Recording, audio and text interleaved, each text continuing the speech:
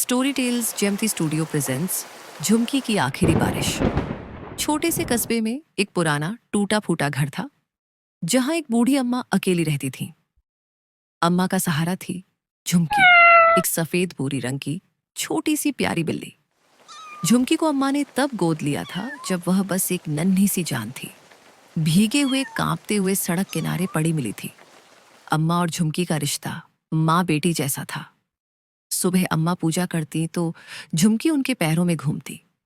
दोपहर को जब अम्मा खाट पर लेटती, झुमकी उनके पेट पर आकर सो जाती। और रात को बारिश हो या ठंड, झुमकी हमेशा अम्मा के सिरहाने रहती। समय बीतता गया, अम्मा बूढ़ी होती गई। झुमकी भी अब पहले जैसी फुर्तीली नहीं रही थी। उसकी चाल धीमी पड़ गई थी, आंखों में धुंधलापन सा आ गया था। फिर एक साल भयंकर सर्दियां आईं।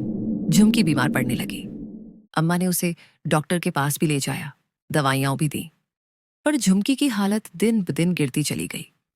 एक दिन जब काले बादल छाए हुए थे, हवाओं में अजीब सी उदासी थी।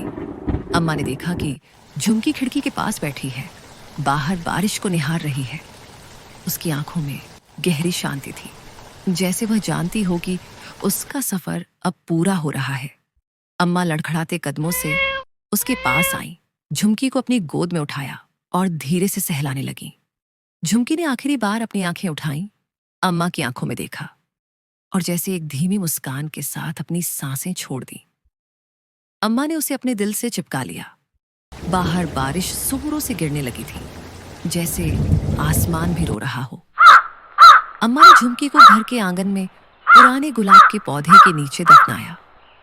हर सुबह अम्मा वहां जाकर बैठती, जैसे अब भी झुमकी उनसे बातें कर रही हो। कहते हैं कभी कभी बारिश की पहली बूंदों के साथ उस पुराने आंगन से एक नन्ही सी मीठी सी पुकार सुनाई देती थी, मानो झुमकी आज भी अम्मा को याद कर रही हो।